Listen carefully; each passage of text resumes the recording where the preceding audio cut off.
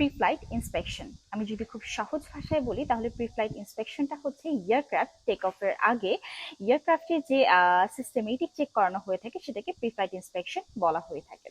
Pre flight ইন্সপেকশনটা সাধারণত করা হয়ে থাকে এটা এনশিওর করতে যে the aircraft is airworthy and safe for flight, এবং এই প্রি ফ্লাইট ইন্সপেকশনটা করে থাকে সার্টিফাইড এয়ারক্রাফট ইঞ্জিনিয়ার এবং টেকনিশিয়ানরা। প্রি ফ্লাইট ইন্সপেকশনের ক্ষেত্রে এয়ারক্রাফটের সবগুলো পার্টি চেক করা হয়ে থাকে। যেমন ধরুন প্রথমেই আসে প্রি ফ্লাইট ইন্সপেকশনের ক্ষেত্রে এক্সটেরিয়র ইন্সপেকশন।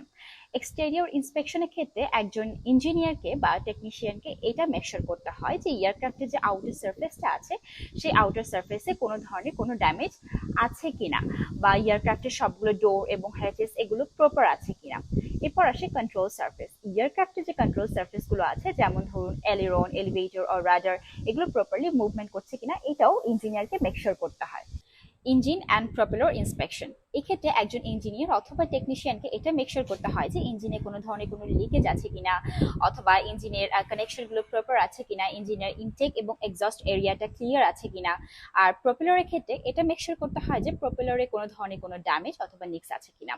এরপর আসি ফুয়েল সিস্টেমে। ফুয়েল সিস্টেমের ক্ষেত্রে এটা মেকশোর করতে হয় যে এয়ারক্রাফটে যে পরিমাণ ফুয়েল আছে সেটা পরবর্তী ফ্লাইটের জন্য সাফিসিয়েন্ট কিনা।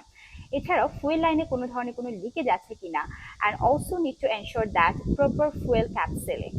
এরপর হচ্ছে ইলেকট্রিক্যাল সিস্টেম। ইলেকট্রিক্যাল সিস্টেমের ক্ষেত্রে একজন ইঞ্জিনিয়ার অথবা টেকনিশিয়ানকে এটা মেকশোর করতে হয় যে এয়ারক্রাফটের ব্যাটারি কন্ডিশনগুলো প্রপার আছে কিনা, ওয়ারিং ঠিকঠাক আছে কিনা, অ্যান্ড অলসো লাইট এবং যে অন্যান্য ইনস্ট্রুমেন্টগুলো আছে এগুলো প্রপারলি কাজ করছে কিনা। ককপিট অ্যান্ড কেবিন, এক্ষেত্রে একজন ইঞ্জিনিয়ার অথবা টেকনিশিয়ানকে এটা মেকশোর করতে হয় যে ককপিটের ফ্লাইট কন্ট্রোল ইনস্ট্রুমেন্ট এবং এভিওনিক্স সিস্টেমগুলো প্রপারলি কাজ করছে কিনা। আর কেবিনের ক্ষেত্রে কেবিনটি পরিষ্কার আছে কিনা এবং কেবিনের সকল ধরনের সেফটি ইকুইপমেন্টগুলো জায়গা মতো রাখা আছে কিনা। And then tire and landing gear. Inspection of tire for wear and proper inflation, and landing gear is checked for security, proper extension or retraction, and also is there any damage or not. Functional test, এয়ারক্রাফটে কিছু কিছু system থাকে যেমন ধরুন communication system অথবা autopilot, এগুলোর function test করাতে হয়। এছাড়াও থাকে হচ্ছে ডকুমেন্ট অ্যান্ড পেপার ওয়ার্ক। এই এয়ারক্রাফটের সকল ধরনের ডকুমেন্ট ইনক্লুডিং মেইনটেনেন্স লগ এগুলো আপ টু ডেট রাখতে হবে। And lastly record keeping. Aircraft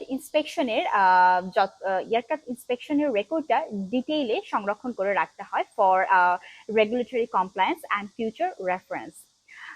anyway, শুধুমাত্র যে এয়ারক্রাফট ইঞ্জিনিয়ার অথবা টেকনিশিয়ানরাই প্রি ফ্লাইট ইন্সপেকশন করে থাকে বিষয়টা এমন না, অনেক ক্ষেত্রে পাইলটও প্রি ফ্লাইট ইন্সপেকশন করে থাকে।